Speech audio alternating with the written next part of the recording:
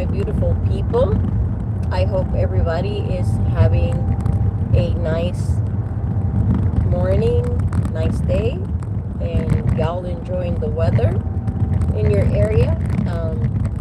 It's beautiful down here today. It's like the perfect, it feels almost like a fall type of day, which I know is not going to last because it is North Carolina. So anyhow, I definitely must have ruffled some feathers with yesterday's video talking about how to advocate for Medicaid and people that depend on Medicaid to receive health care. So either the channel is growing and garnering attention, or somebody had a little bit of fragility and complained about it. So yep, so we have our first strike in our channel. Anyhow, so I haven't seen any comments or anything. I would like to encourage everybody that's subscribed and watching the videos to please, if there are specific topics that you would like to explore, let me know. If there is anything in particular that you want me to do a deep dive as well. Obviously, you guys know my background is as a first responder and also in health and human services for 25 years now, and mental health care. So anything within that scope, and if not, other topics as well. I'm open to debate and exchange of ideas. That's the whole point of building community. So today we're going to revert back to the caregivers, and we already explored caregiver burnout and practicing self-care. So today we're going to talk about somatic practices, okay?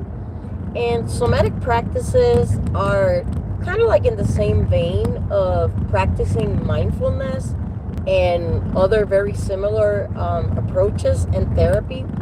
What I like about somatic practices is it addresses stress and trauma that your body has accumulated and has not been able to metabolize or process. A lot of the somatic practices are sometimes weaved into exercises and meditations.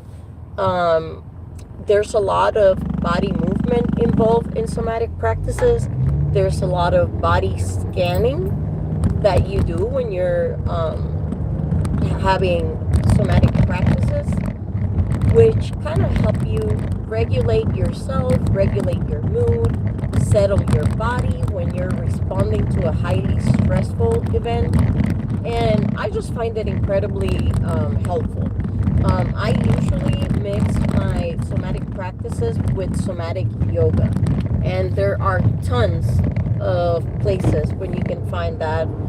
YouTube has amazing videos about somatic yoga. There's a couple of apps. One that comes to mind is Calm. Slow Dive, I believe is the name of the other, that have somatic practices.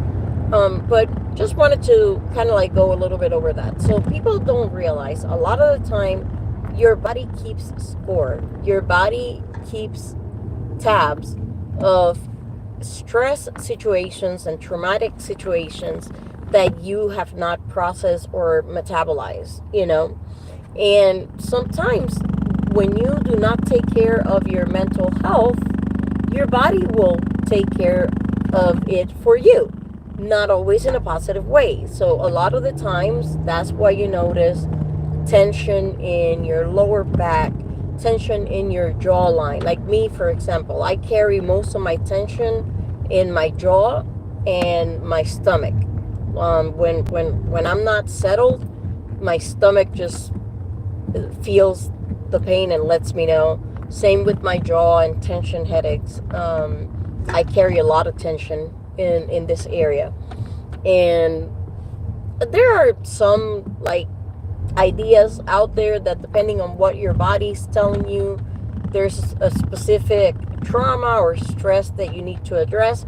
I am not completely sure about those approaches. Sometimes that's a little bit out of the scope of reality. But a lot of people do say, for example, that if you carry a lot of heaviness in your jaw, in your chest, is because you're biting your tongue too much. You're not expressing yourself. You're not venting enough. So there might be something to it.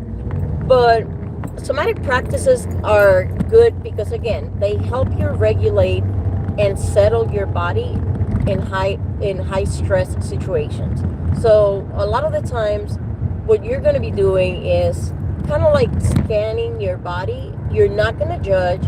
You're not going to reflect. You're not going to try and figure out what's causing it. You're just going to sit with it and notice things in your body. Notice any vibrations, any discomfort, any pain, any tightness, and you're gonna kind of like focus on that and either do body movements or breathing exercises or progressive muscle relaxation to kind of like help the body process that trauma and that stress out.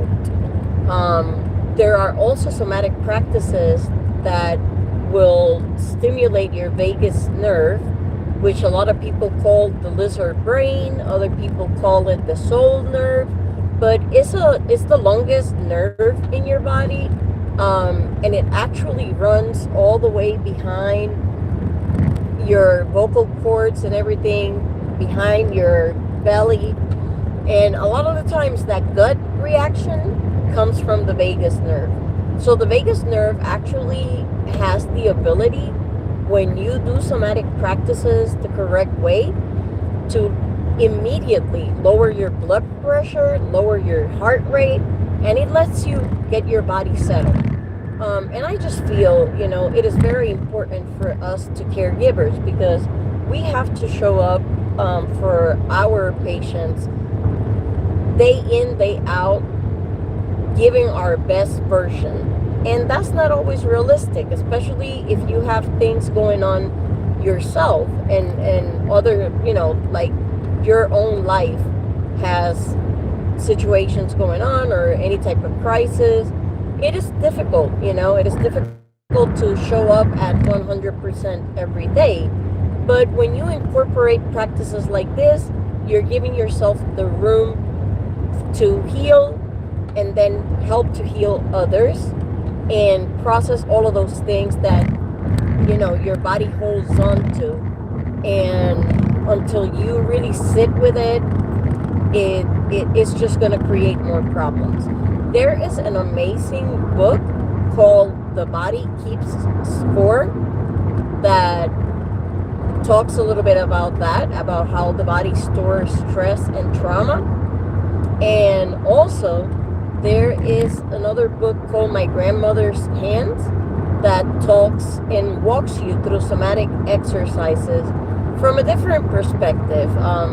It's more about healing generational trauma and racial trauma. But if you want, go check those out.